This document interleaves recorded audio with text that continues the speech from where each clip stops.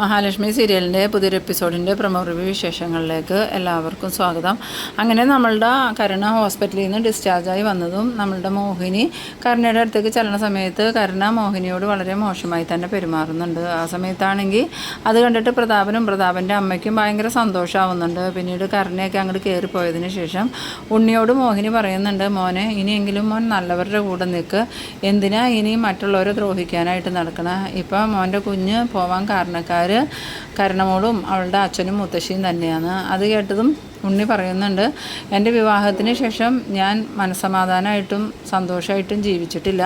അതിനു മുമ്പ് എൻ്റെ എല്ലാ കാര്യങ്ങളും കണ്ണേട്ടൻ അറിഞ്ഞു തന്നെ നടത്തി തരുമായിരുന്നു. അമ്മയുടെ മൂത്ത മകൾ കണ്ണേട്ടൻ്റെ ജീവിതത്തിലേക്ക് വന്നതോടുകൂടി എൻ്റെ എല്ലാ സന്തോഷവും പോയി. അതുമാത്രമല്ല എപ്പോഴും കരുണയുടെ അച്ഛനും മുത്തശ്ശിയൊക്കെ എന്നെ കുത്തി നോവിക്കാറേ ഉള്ളൂ. എന്തായാലും കണ്ണേട്ടൻ കുറച്ച് സ്വാതന്ത്ര്യം കൊടുത്തതോടുകൂടി അമ്മയുടെ മൂത്ത മകൾ എല്ലാ ഭരണവും ഏറ്റെടുത്തു. അമ്മയുടെ മൂത്ത മകളോട് അമ്മയൊന്ന് ഉപദേശിക്കണം, മറ്റുള്ളവരും മനുഷ്യർ തന്നെയാണ്, അവരുടെ തലയ്ക്ക് മുകളിൽ കയറി ഇന്ന് ഭരണം നടത്തുമ്പോൾ അത് അവർക്ക് ബുദ്ധിമുട്ടാവുന്നെന്ന് ഉപദേശിച്ചു കൊടുക്കുകയാണെങ്കിൽ നല്ലതായിരുന്നു എന്നും പറഞ്ഞ് അകത്തേക്ക് പോകുന്നുണ്ട് കേട്ടോ. ഈ സമയം മോഹിനിയാണെങ്കിൽ വളരെ വിഷമത്തോടുകൂടി ഇങ്ങനെ നിൽക്കുന്നുണ്ട്.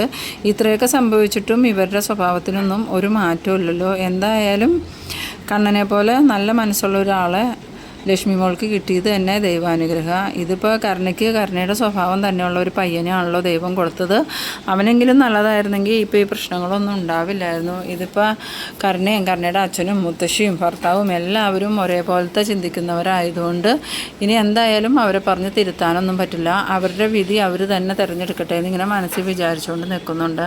ഈ സമയത്ത് അകത്തേക്ക് കയറിപ്പോയ കരുണയാണെങ്കിൽ മുത്തശ്ശിയോട് ചോദിക്കുന്നുണ്ട്, എന്നാലും മുത്തശ്ശി ഇതൊക്കെ എങ്ങനെയാണ് സംഭവിച്ചത്? നമ്മൾ അവളെ കൊല്ലാനല്ലേ വിഷം കലക്കിയത്, എന്നിട്ടത് ഞാൻ തന്നെ കുടിച്ചല്ലോ എന്ന് പറയുമ്പോൾ മുത്തശ്ശി ഈ മഹാലക്ഷ്മി പ്രതാപനോട് പറഞ്ഞ കാര്യങ്ങളെല്ലാം കരുണയോട് പറയുന്നുണ്ട്. ആ സമയത്ത് കരുണ പറയുന്നുണ്ട്, അതൊക്കെ അവർ വെറുതെ പറയണായിരിക്കും മുത്തശ്ശി, നമ്മളിവിടെ ഉണ്ടായിരുന്നല്ലോ, അങ്ങനെ ഒരു സ്വാമി വന്നതായിട്ട് നമ്മൾ കണ്ടില്ലല്ലോ എന്ന് പറയുമ്പം മുത്തശ്ശി പറയുന്നുണ്ട്, അതൊന്നും അറിയില്ല മോളെ, എന്തായാലും മഹാലക്ഷ്മിയും കണ്ണനും പായസം കുടിക്കട്ടെ എന്നും പറഞ്ഞ് നമ്മൾ കുറച്ച് സമയം അങ്ങോട്ട് മാറിപ്പോയില്ലേ, ചിലപ്പോൾ ആ സമയത്തായിരിക്കും ആ ഒരു സ്വാമി വന്നതെന്ന്. ഇത് കേട്ടുകൊണ്ട് വന്ന് നമ്മളുടെ ഉണ്ണി പറയുന്നുണ്ട്, ഞാൻ പല പ്രാവശ്യം കരുണയോട് പറഞ്ഞതല്ലേ ഏടത്തേക്ക് എന്തോ ഒരു ദിവ്യശക്തി ഉണ്ടെന്ന്, അതുകൊണ്ടാണ് നിങ്ങൾ വിഷം കലക്കി വെച്ച പായസം കരുണ തന്നെ കുടിക്കേണ്ട വന്നേ, അല്ലെങ്കിൽ ഒരിക്കലും അങ്ങനെ സംഭവിക്കില്ലായിരുന്നു.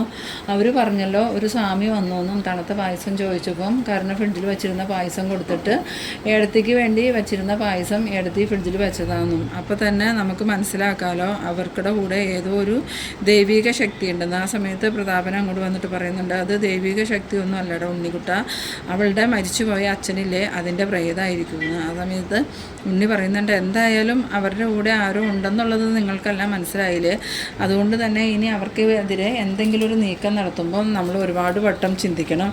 എന്തായാലും പെട്ടെന്നൊന്നും അവരെ ഒന്നും ചെയ്യാൻ നമുക്ക് സാധിക്കില്ല എന്ന്. പിന്നീട് കാണിക്കുന്നത് നമ്മളുടെ മഞ്ജുവിനെയാണ്. മഞ്ജു ആണെങ്കിൽ രാവിലെ റെഡി ആവാണ്. ആ സമയത്ത് സാഹിർ ചോദിക്കുന്നുണ്ട്, മഞ്ജു അവിടെ തന്നെ ജോലിക്ക് പോകാൻ തീരുമാനിച്ചോ എന്ന് ചോദിക്കുമ്പോൾ ഇനിയിപ്പോൾ ഞാൻ അവിടെ പോയെന്ന് വിചാരിച്ച് പ്രശ്നമൊന്നുമില്ല സാഹിറേട്ട, മാർക്കോ ചേട്ടൻ ചെന്ന് അയാളെ വേണ്ട രീതിയിൽ കൈകാര്യം ചെയ്തിട്ടുണ്ടാവും, ഇനി അയാളുടെ ഭാഗത്തു നിന്നും എനിക്കൊരു ശല്യം ഉണ്ടാവില്ല, അതെനിക്ക് ഉറപ്പാണ്. ആ സമയം സാഹിർ പറയുന്നുണ്ട്, അത് മഞ്ജു പറഞ്ഞത് നേരെ, മാർക്കോ നിന്നെ ഒരു സഹോദരിയെ പോലെ കണ്ടിരിക്കുന്നത്, എന്തായാലും നിൻ്റെ ആങ്ങളമാർ നിന്നെ കൈയൊഴിഞ്ഞെങ്കിലും മാർക്കോ നിന്നെ സഹോദരിയായി ഏറ്റെടുത്തത് നിൻ്റെ ഭാഗ്യം കൊണ്ടാണ്. എന്തായാലും മാർക്കോ ഇടപെട്ടതുകൊണ്ട് ഇനി അയാളിൽ നിന്നും ഒരു മോശം പെരുമാറ്റം ഉണ്ടാവില്ല, ഇനിയിപ്പോൾ മേഘൻ അവിടെ വന്ന് എന്ത് പറഞ്ഞാലും നിന്നെ പിരിച്ചു വിടാനും പറ്റില്ല.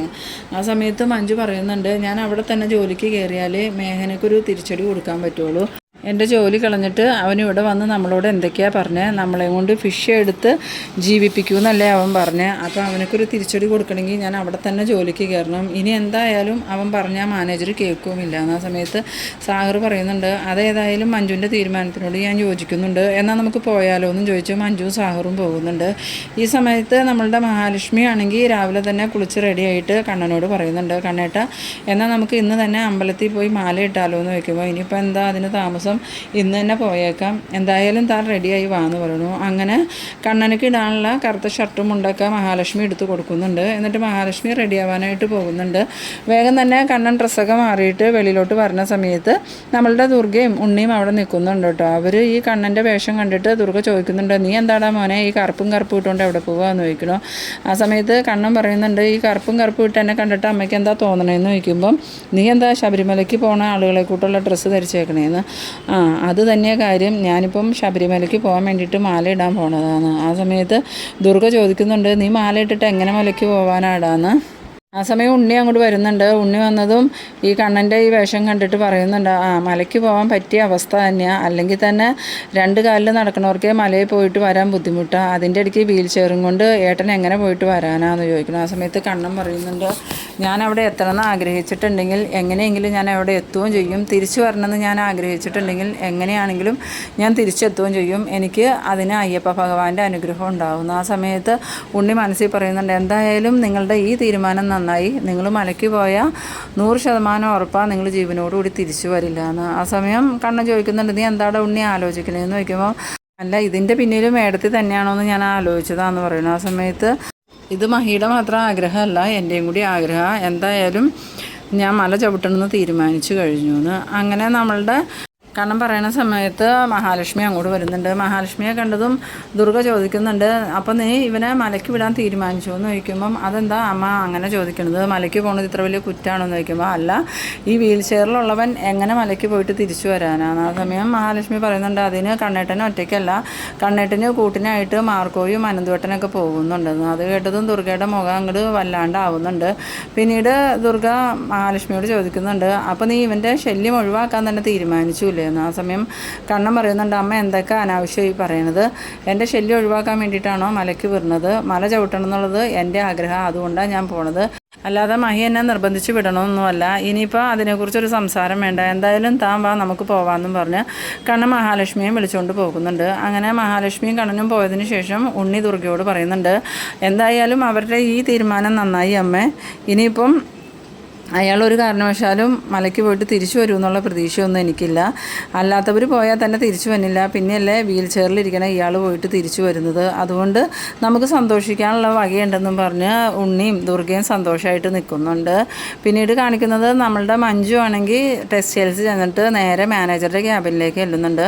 മഞ്ജുവിനെ കണ്ടതും മാനേജറാണെങ്കിൽ പേടിച്ച് വിറയ്ക്കുന്നുണ്ട് കേട്ടോ. എന്നിട്ട് എന്താ മഞ്ജു എന്താ ഇപ്പം ഇങ്ങോട്ട് വന്നതെന്ന് ചോദിക്കുമ്പോൾ, അല്ല സാർ ഇന്നലെ എന്നെ ജോലിയിൽ നിന്ന് പിരിച്ചു വിട്ടതല്ലേ, അപ്പോൾ രണ്ടാമത് ജോലി കയറുമ്പോൾ സാറിനോടൊന്ന് ചോദിച്ചിട്ട് വേണ്ടേ കയറാൻ, അതുകൊണ്ടാണ് ഞാൻ സാറിനെ കാണാൻ വന്നേന്ന്. ആ സമയത്ത് മാനേജർ പറയുന്നുണ്ട്, അതൊന്നും വേണ്ട മഞ്ജു ധൈര്യമായിട്ട് ജോലി ചെയ്തോ, ഇനി ഇവിടെ ഒരു പ്രശ്നം ഉണ്ടാവില്ല. ആ സമയത്ത് മഞ്ജു ചോദിക്കുന്നുണ്ട്, ഇനിയിപ്പോൾ സാറുമായിട്ട് ഞാൻ അഡ്ജസ്റ്റ് ചെയ്യേണ്ട വരുമോ സാറേ എന്ന് ചോദിക്കുമ്പോൾ, മഞ്ജു എന്തൊക്കെയാണ് ഈ പറയണത്, ഞാൻ അന്നേരം എൻ്റെ അറിവില്ലായ്മ കൊണ്ട് പറഞ്ഞതാണ്, ഇനി അങ്ങനെ ഒരു നീക്കമൊന്നും എൻ്റെ ഭാഗത്തുനിന്ന് ഉണ്ടാവില്ല. അന്നേരം മഞ്ജു പറയുന്നുണ്ട്, അങ്ങനെയാണെങ്കിൽ സാറിന് തന്നെ നല്ലത്, അല്ല ഇനി മേഘൻ്റെ വാക്കും കേട്ട് ഇനിയും എന്നെ ഉപദ്രവിക്കാനാണ് സാറിൻ്റെ തീരുമാനമെങ്കിൽ മാർക്കോ ചേട്ടനെ അറിയാലോ, എന്നെ സ്വന്തം സഹോദരിയായിട്ടാണ് മാർക്കോ ചേട്ടൻ കാണുന്നത്, അതുകൊണ്ട് സാറിൻ്റെ കാര്യം കുറച്ച് കഷ്ടത്തിലാവുമെന്ന്. പിന്നീട് കാണിക്കുന്നത് നമ്മളുടെ മേഘനാഥനാണ് ഈ വാമദേവനോട് പറയുന്നുണ്ട്, ഇനിയിപ്പോൾ മഞ്ജു എന്തായാലും എൻ്റെ അടുത്തേക്ക് തന്നെ തിരിച്ചു വരും വച്ചാൽ, അവളുടെ ജോലിയും പോയി സാഗറിൻ്റെ ജോലിയും പോയി, ഇനി അവർക്ക് ഭക്ഷണം കഴിക്കണമെങ്കിൽ വേറൊരു മാർഗ്ഗവുമില്ല, അതുകൊണ്ട് അവൾ അവനുമായിട്ടുള്ള ജീവിതം അവസാനിപ്പിച്ച് എൻ്റെ അടുത്തേക്ക് വരുമെന്ന്. ഈ സമയത്ത് നമ്മളുടെ മേഘൻ്റെ ഫോണാണ് ഈ ബെല്ലടിക്കുന്നുണ്ട്. വേഗം തന്നെ മേഘം ഫോൺ എടുത്തതും ഉണ്ണിയാണ്. ഉണ്ണിയാലോ വിളിക്കണേന്നും പറഞ്ഞ് ഫോൺ അറ്റൻഡ് ചെയ്തതും മേഘേട്ടനൊരു കാര്യം അറിഞ്ഞോ, ഈ പ്രാവശ്യം അയാൾ മലയ്ക്ക് പോവാന്ന്. ആ സമയം മേഘം ചോദിക്കുന്നുണ്ട്, ആരെക്കുറിച്ചാണ് നീ പറയണേന്ന് ചോദിക്കുമ്പോൾ, വേറെ ആരാ, കണ്ണേട്ടൻ ശബരിമലയ്ക്ക് പോകാൻ വേണ്ടിയിട്ട് മാല ഇടാൻ പോവാന്ന്. അത് കേട്ടതും മേഘം ചോദിക്കുന്നുണ്ട്, അതിന് അവനക്ക് മലയ്ക്ക് കയറാനൊക്കെ പറ്റുമെന്ന് ചോദിക്കുമ്പം, കൂടെ മാർക്കോയും അനന്തുവേട്ടനും ഉണ്ടെന്നാണ് പറഞ്ഞത്, നമുക്ക് ഈ അവസരം പാഴാക്കാതെ വിനിയോഗിക്കുകയാണെങ്കിൽ അയാൾ ഇനി ഇങ്ങോട്ട് തിരിച്ചു വരില്ല മേഘേട്ടാന്ന്. ആ സമയം മേഘനാഥൻ പറയുന്നുണ്ട്, എന്തായാലും അവൻ മലയ്ക്ക് പോകാൻ തീരുമാനിച്ചത് നന്നായി, നമുക്ക് അവിടെ വച്ച് അവനെ തീർത്ത് കളയാന്ന്. ഇതേസമയം നമ്മളുടെ വാമദേവൻ ഇതെല്ലാം കേട്ടുകൊണ്ടിരിക്കുന്നുണ്ട്. മേഘൻ ഫോൺ വെച്ചതും വാമദേവൻ മേഘനാഥനോട് ചോദിക്കുന്നുണ്ട്, ഇനിയും നീ കണ്ണനെ കൊല്ലാനായിട്ടാണോ പോണേന്ന് ചോദിക്കുമ്പം, പിന്നെ അല്ലാതെ അവൻ മലയ്ക്ക് പോവുകയാണെങ്കിൽ അവിടെ വെച്ച് അവനെ തീർത്ത് കളയാൻ എളുപ്പമാണ്, എന്തായാലും ഈ അവസരം ഞാൻ കൈവിടാൻ തീരുമാനിച്ചിട്ടില്ല എന്ന്. അത് കേട്ടതും നമ്മളുടെ വാമദേവനാണെങ്കിൽ ആകെ ഒരു അസ്വസ്ഥതയോടുകൂടി ഇരിക്കുന്നുണ്ട്. പിന്നീട് കാണിക്കുന്നത് നമ്മളുടെ കണ്ണനും മഹാലക്ഷ്മിയും അമ്പലത്തിലേക്ക് ചെല്ലുന്നുണ്ട്. അമ്പലത്തിൽ ചെന്നതും അവിടെ പൂജാരിനോട് ഇങ്ങനെ മാല ഇടണ കാര്യം പറയുമ്പം വേഗം തന്നെ പൂജാരി അതിനു വേണ്ട ക്രമീകരണങ്ങളൊക്കെ ചെയ്യുന്നുണ്ട്. പിന്നീട് മഹാലക്ഷ്മി അമ്പലത്തിൻ്റെ അകത്ത് കയറി പ്രാർത്ഥിച്ചുകൊണ്ട് നിൽക്കുന്ന സമയത്ത് ആ ഒരമ്മ മഹാലക്ഷ്മിയുടെ അടുത്തേക്ക് വരുന്നുണ്ട്. എന്നിട്ട് മോളേന്നും പറഞ്ഞ് വിളിക്കണ കേൾക്കണതും മഹാലക്ഷ്മി തിരിഞ്ഞിട്ട് അമ്മയോട് പറയുന്നുണ്ട്, ഞാൻ അമ്മയെ കണ്ടില്ലല്ലോ എന്ന് വിചാരിക്കുമായിരുന്നു, എന്തായാലും അമ്മയെ കണ്ടത് നന്നായി, ആ സമയം അമ്മ ചോദിക്കുന്നുണ്ട്, കണ്ണൻ മാലയിടാൻ വന്നതല്ലേ എന്ന്. അതെങ്ങനെ അമ്മയ്ക്ക് മനസ്സിലായെന്ന് ചോദിക്കുമ്പം മക്കളുടെ എല്ലാ കാര്യങ്ങളും അമ്മമാർക്ക് പെട്ടെന്ന് മനസ്സിലാവും മോളെ. എന്തായാലും ആ തീരുമാനം നന്നായി. മലയ്ക്ക് പോകുന്ന ആ മോൻ ഉറപ്പായിട്ടും തിരിച്ചു വരുന്നത് നടന്നായിരിക്കുമെന്ന്. അത് കേട്ടത് മഹാലക്ഷ്മിക്ക് ഭയങ്കര സന്തോഷമാവുന്നുണ്ട്. എന്നിട്ട് മഹാലക്ഷ്മി ഞാൻ കണ്ണേട്ടൻ്റെ അടുത്തേക്ക് ചെല്ലട്ടെ അമ്മയെന്നും പറഞ്ഞ് കണ്ണൻ്റെ അടുത്തേക്ക് ചെല്ലുന്നുണ്ട്. കണ്ണൻ്റെ അടുത്ത് ചെന്നിട്ട് മഹാലക്ഷ്മി ഭയങ്കര സന്തോഷത്തോടു കൂടി കണ്ണനോട് പറയുന്നുണ്ട്, കണ്ണേട്ട ഞാൻ ആ അമ്മയെ കണ്ടിരുന്നു. ആ അമ്മ എന്താ പറഞ്ഞതെന്ന് ചോദിക്കുമ്പം മലയ്ക്ക് പോകുന്ന കണ്ണേട്ടൻ തിരിച്ചു വരുന്നത് നടന്നായിരിക്കുമെന്ന് ആ അമ്മ എന്നോട് പറഞ്ഞ്. എന്തായാലും ആ അമ്മയുടെ വാക്ക് ഇതുവരെ തെറ്റിയിട്ടില്ല. ഉറപ്പുണ്ട് കണ്ണേട്ടൻ മല ചവിട്ടിയിട്ട് തിരിച്ചിറങ്ങി വരുന്നത് സ്വന്തം കാലുകൊണ്ട് നടന്നായിരിക്കുമെന്ന്. ഇത് കേട്ടതും കണ്ണന് ഭയങ്കര സന്തോഷമാവുന്നുണ്ട്. പിന്നീട് കാണിക്കുന്നത് നമ്മളുടെ മേഘനാഥൻ കാറിലിങ്ങനെ പോണ സമയത്ത് പെട്ടെന്ന് തന്നെ നമ്മളുടെ മാർക്കോ ബൈക്ക് മേഘനാഥൻ്റെ കാറിൻ്റെ വട്ടം അങ്ങോട്ട് വയ്ക്കുന്നുണ്ട്. എന്നിട്ട് മേഘനാഥൻ മാർക്കോയെ കണ്ടതും ശരിക്കും ഒന്ന് പേടിക്കുന്നുണ്ട്. മാർക്കോ ബൈക്കിൽ നിന്ന് ഇറങ്ങിയിട്ട് മേഘനാഥൻ്റെ കാറിൻ്റെ അടുത്തേക്ക് വന്നതും ഇവരെന്തിനായിരിക്കും ഇപ്പം ഇങ്ങോട്ട് വന്നേന്ന് ഇങ്ങനെ ആലോചിച്ച് മേഘനാഥൻ ഇരിക്കുന്ന സമയത്ത് വേഗം തന്നെ മാർക്കോ വന്ന് ഡോറ് തുറന്നിട്ട് മേഘനാഥൻ്റെ കയ്യെ പിടിച്ച് വലിച്ച് പുറത്തേക്ക് ഇറക്കാൻ നോക്കുന്ന സമയത്ത് മേഘനാഥൻ ചോദിക്കുന്നുണ്ട്, നീ എന്താ മാർക്കോ ഈ കാണിക്കണേ? നീ എന്തിനാ എന്നെ ഇപ്പോൾ വലിച്ച് പുറത്തേക്ക് ഇറക്കണേന്ന് ചോദിക്കുമ്പം അതൊക്കെ നീ വെളിയിലേക്ക് ഇറങ്ങിയിട്ട് ഞാൻ പറയാടാ, നീ ഇങ്ങോട്ട് ഇറങ്ങുന്നും പറഞ്ഞ് മേഘനാഥനെ ബലമായിട്ട് വണ്ടിയിൽ നിന്നും വലിച്ചിറക്കുന്ന ആ ഒരു സീനിലാണ് ഈ എപ്പിസോഡ് അവസാനിക്കുന്നത്. അപ്പോൾ നിങ്ങൾ എൻ്റെ വീഡിയോ ആദ്യമായി കാണുന്നവരാണെങ്കിൽ ചാനലൊന്ന് സബ്സ്ക്രൈബ് ചെയ്യാനും ഇഷ്ടമായാൽ ലൈക്ക് ചെയ്യാനും ഷെയർ ചെയ്യാനും മറക്കരുത്. അപ്പോൾ അടുത്തൊരു എപ്പിസോഡുമായി നമുക്ക് വീണ്ടും കാണാം. അതുവരേക്കും ബൈ ബൈ.